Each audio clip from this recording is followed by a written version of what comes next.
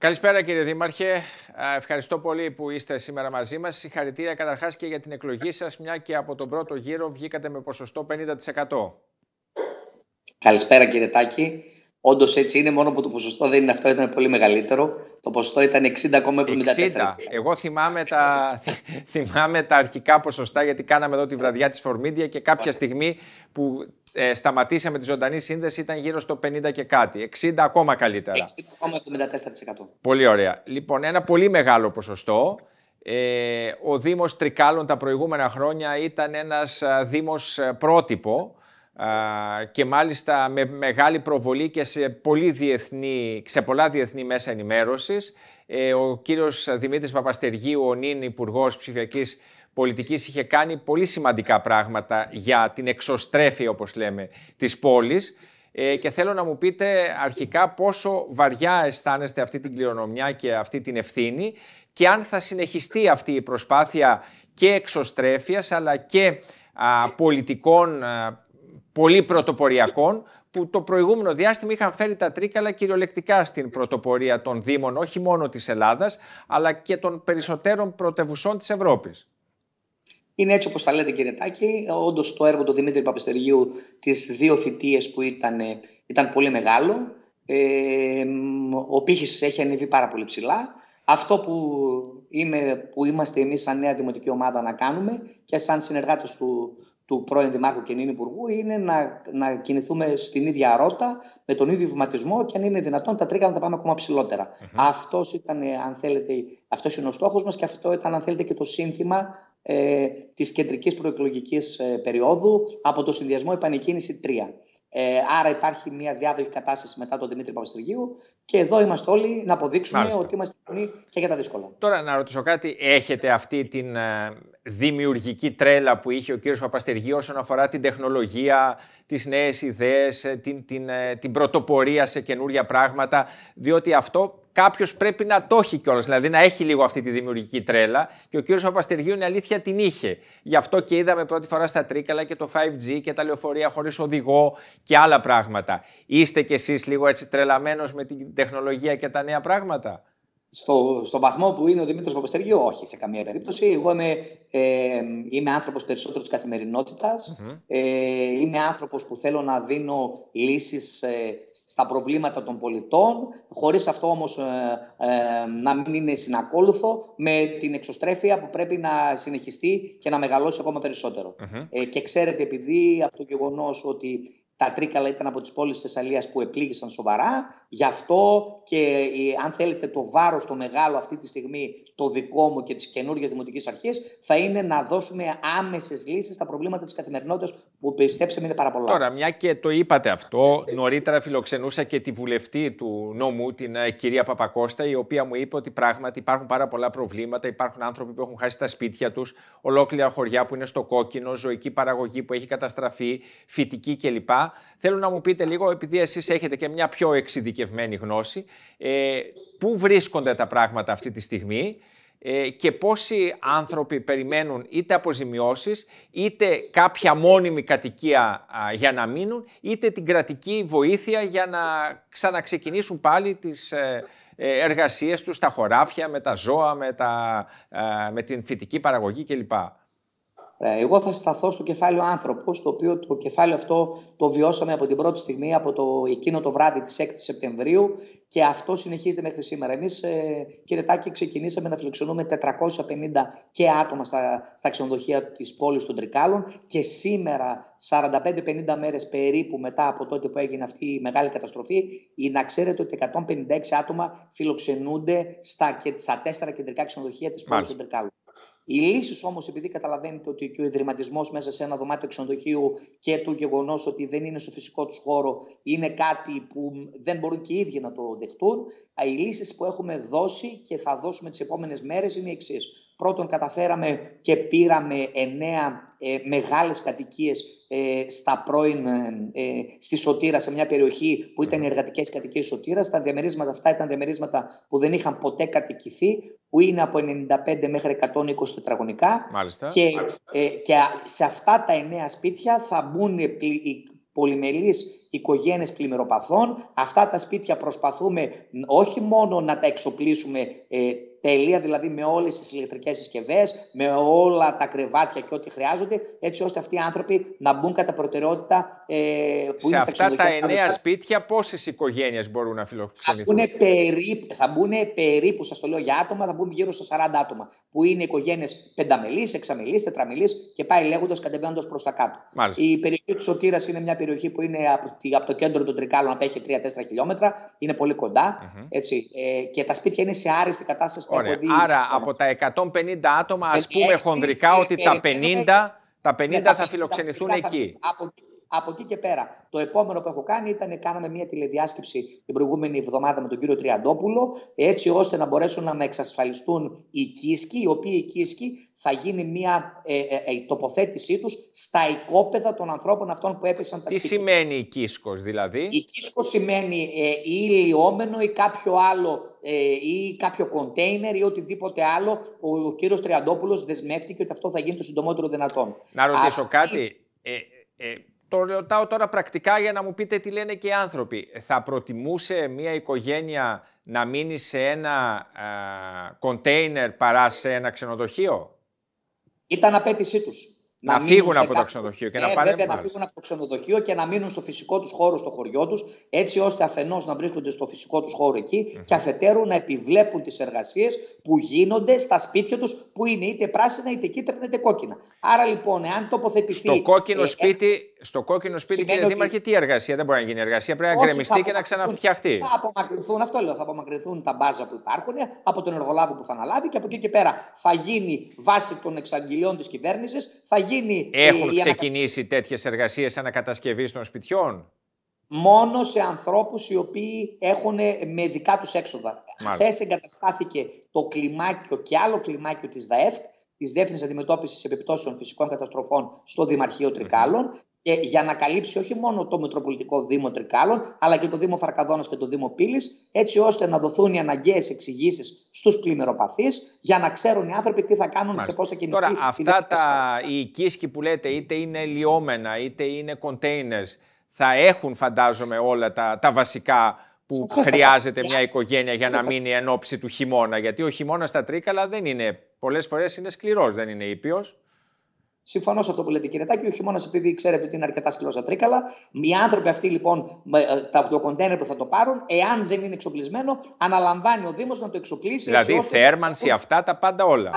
Τα πάντα. Θα συνδεθεί, μας βολεύει, αν θέλετε, και βολεύει και αυτούς, γιατί θα συνδεθεί με το δίκτυο ίδρυυσης και το δίκτυο αποχέτευσης του σπιτιού του, θα ηλεκτροδοτηθεί από το σπίτι του, έτσι ώστε δεν θα γίνουν αυτές οι εργασίες οι επιπλέον που θα έχουν χρόνο καθυστέρησης. Πότε προβλέπετε αυτά να γίνουν?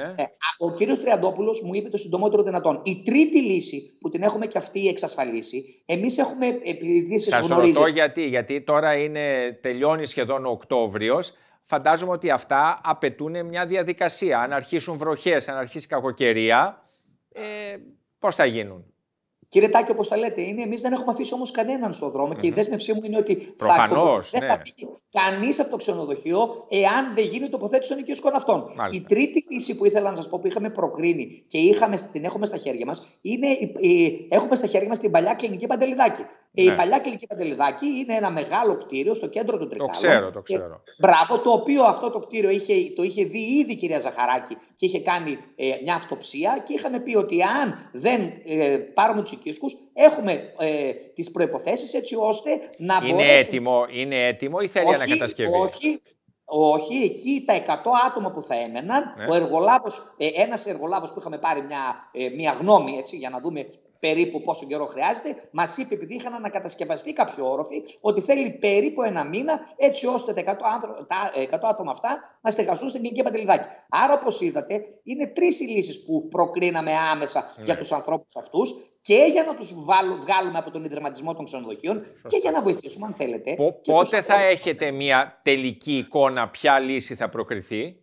Εγώ περιμένω από τον κύριο Τριαντόπουλο, τον οποίο θα τον ενοχλήσω προς το τέλος της εβδομάδας, για να μου πει τι έχει κάνει. Παράλληλα, να ξέρετε ότι είχα μιλήσει και με το γραφείο του κυρίου Κερίδη, διότι υπήρχαν κάποια αδιάθετα κοντέινερ στον οικισμό που έχει στηθεί στο Κουτσόχερο. Να ξέρετε, στο Κουτσόχερο, που είναι μια περιοχή προς την περιοχή της Λάρισσας, ήδη υπάρχουν 100 κοντέινερ, εκ των οποίων τα 60 είναι κατηλημένα από πλημμυροπαθείς της περιοχής της Φαρκαδόνας. Μάλιστα. Άρα λοιπόν η λύση, εάν δεν υπήρχε κάποιο κόλλημα, θα ήταν αυτά τα κοντέινερ να μεταφερθούν. Να μεταφερθούν και θα είναι ακόμα πιο σύντομη λύση. Άρα λοιπόν δεν μένουμε με σταυρωμένα τα χέρια, δεν έχουμε αφήσει αυτούς τους ανθρώπους. Αυτοί οι άνθρωποι εξακολουθούν και μένουν στα ξενοδοχεία, τα οποία γνωρίζετε ότι είναι στο κέντρο των Τρικάλων τα ξενοδοχεία. Βεβαίως. Και απλώς αυτοί οι άνθρωποι καταλαβαίνετε ότι θέλουν να επιστρέψουν και στο φυσικό του περιβάλλον και εν ώψη του Μήλου, κύριε Τάκη, πρέπει και οι ξενοδόχοι να πούνε ότι εμείς τα δωμάτια μας τα χρησιμοποιούμε για τους ανθρώπους που θα έρθουν. Άρα κοιτάμε και τις δύο πλευρές, αλλά σας είπα πρώτα. Απλά να μην βγάλουμε τους ανθρώπους που πλημμύρισαν για να φιλοξενήσετε τους ανθρώπους που θα έρθουν για τα Χριστούγεννα. Είναι δέσμευση αυτό. Είναι δέσμευση και σας το λέω ότι δεν θα φύγει κανείς χωρίς τη θέλησή του. Αυτό είναι δεδομένο. Ωραία. Τώρα, αυτό είναι σημαντικά όλα αυτά που μας είπατε και έχει ενδιαφέρον να δούμε και το χρονοδιάγραμμα και τις τελικές αποφάσεις της κυβέρνησης. Καλά κάνετε και πιέζετε τον κύριο Τριαντόπουλο και τον κύριο Κερίδη, γιατί πρέπει πρώτα απ' όλα να δουν τι θα κάνουν οι άνθρωποι που ξεσπιτώθηκαν λόγω της κακοκαιρίας το προηγούμενο διάστημα. Τώρα, να πάμε και στα καλά νέα, να το πω έτσι. Ο Μήλος των Ξωτικών είναι ένα σήμα κατά τεθέν για τις χριστουγεννιάτικες διακοπές. Το έχετε καταφέρει αυτό ως πόλη και ως νομός. Και θέλω να μου πείτε ποια είναι τα σχέδια για φέτος και πότε θα είναι και τα εγγένεια του φετινού Μήλου. Καταρχάς να πω ότι ο Μήλος ανοίγει τις πύλες του στις 24 Νοεμβρίου και κλείνει 7 Ιανουαρίου. Μάλιστα. Είναι άρα η βραδιά, η εναρκτήρια θα είναι 24 Νοεμβρίου. 24 Νοεμβρίου, ημέρα Παρασκευή. Είναι η 12η χρονιά που γίνεται ο Μήλος των Ξωτικών. Ο Μήλος των Ξωτικών είναι για την πόλη των Τρικάλων και για τον νομό των Τρικάλων. Είναι ένα μεγάλο κίνητρο για τους επισκέπτες. Μάλλον είναι ένα event μεγάλο, το οποίο αν σημειώσει κάποιος ότι κάποιες άλλες πόλεις της Θεσσαλίας, όπως για παράδειγμα ο Βόλος, δεν είναι σε καλή κατάσταση από πλευράς υποδομών και από πλευράς, καταλαβαίνετε ότι θα πέσει ακόμα μεγαλύτερο βάρος στην περιοχή των Τρικάλων. Σε αυτήν λοιπόν την κατεύθυνση κινούμαστε, έτσι ώστε να μπορέσουμε να εξασφαλίσουμε ένα πολύ καλό θεματικό πάρκο, διαφορετικό από κάθε χρόνο, με εκπλήξεις, που φέτος, ειλικρινά σας λέω, επειδή είδα το project και θα παρουσιαστεί και το project όλο, θα είναι αρκετά έξυπνο και φιλόδοξο το project για να προσελκύσει κόσμο. Θα είναι στον ίδιο χώρο που πραγματοποιείται και τα προηγούμενα χρόνια. Θα είναι στον ίδιο χώρο. Σημειωθεί όμως ότι ο χώρος αυτός, κύριε Τάκη, καταστράφηκε ολοσχερός όμως από τις πλημμύρες. Γι' αυτό ρωτώ, γιατί θυμάμαι την καταστροφή που είχε συντελεστεί. Ναι. Έτσι, θα είναι στον ίδιο χώρο. Έχουν γίνει πολύ γρήγορες ενέργειες έτσι ώστε να αποκατασταθεί αυτός ο χώρος. Αποκαταστάθηκε ήδη. Εμείς περνάμε στο τελικό στάδιο, το οποίο είναι να αρχίσουμε να το στείλουμε το Μήλο και είμαστε σίγουροι ότι 24 του μηνός θα είμαστε έτοιμοι να υποδεχθούμε όλο τον κόσμο και από την Ελλάδα και από το εξωτερικό, γιατί ο Μήλος, να λέμε αλήθειες, αποτελεί μεγάλο πόλο έλξης επισκεπτών. Και φέρνει και έσοδα στην πόλη. Τώρα αυτό είναι μια πραγματικότητα και είναι πολύ σημαντικό για όλους και για τα μαγαζιά εκεί και για τα εστιατόρια. Δεν είναι απλή υπόθεση. Είναι και μια νότα χαράς, κύριε Τάκη, και αισιοδοξίας στον γκρίζο και το μαύρο. Έχετε φτιάξει πρόγραμμα ποιος θα τον ανοίξει, ποιες θα είναι οι εκδηλώσεις φέτος? Αυτό το πρόγραμμα ήδη διαμορφώνεται. Ναι. Είμαστε ένα μήνα ακριβώς πιο πριν.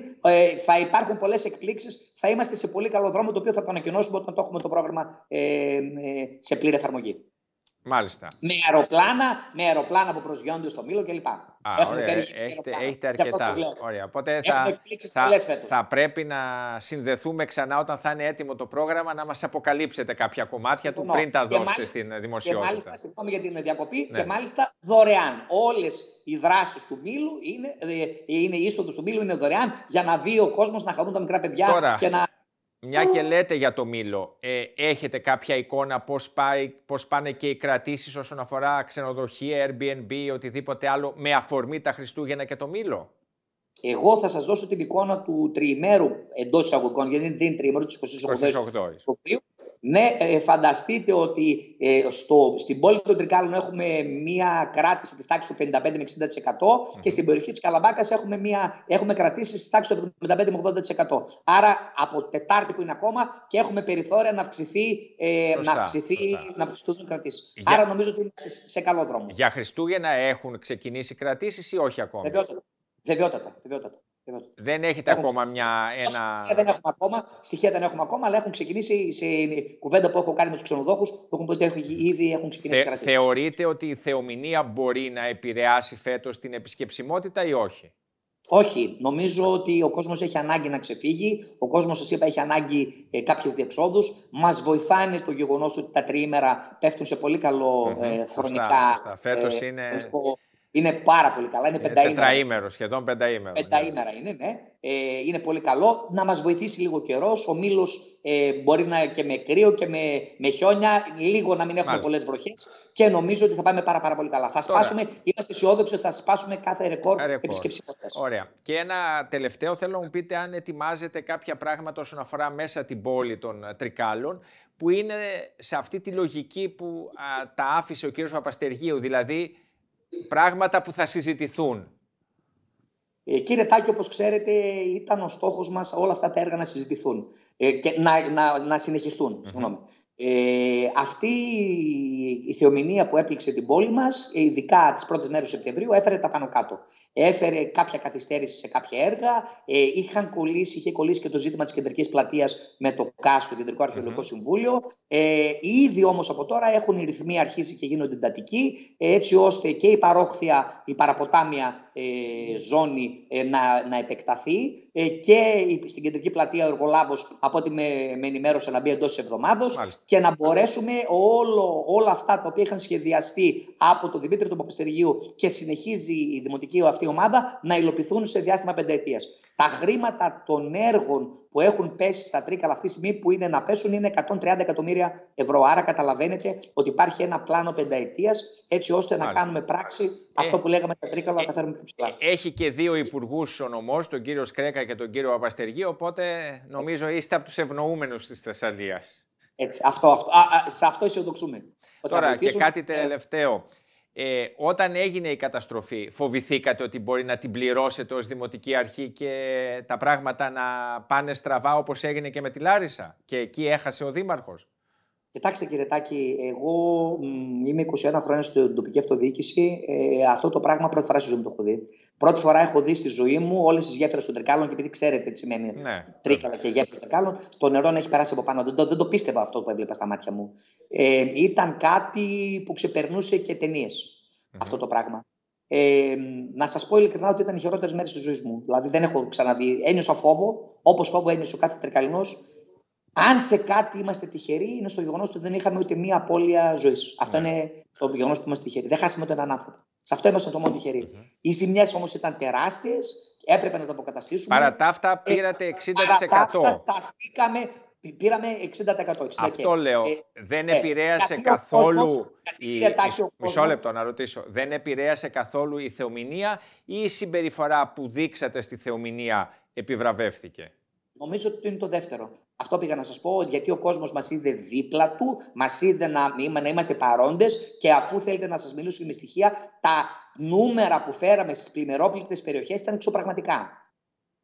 Άγγιζαν το 75% και το 80%. Άρα ο κόσμος των περιοχών αυτών, όπως των Μεγάλων Καλυβίων, του Γλήνους, της Αγίας Κυριακής, της Φωτάδας, είδε ότι ήμασταν εκεί, ήμασταν παρόντες. Από την πρώτη στιγμή. Με το Θεό δεν τα έβαλε ποτέ κανείς. Ήταν ένα φαινόμενο αφύσικο. Άρα λοιπόν μας έβλεπε ότι με τις όποιες δυνάμεις είχαμε, ήμασταν από το πρωί ως το βράδυ δίπλα στους ανθρώπους αυτούς. Για να τους στηρίξουμε όπως συνεχίζουμε και το κάνουμε τώρα.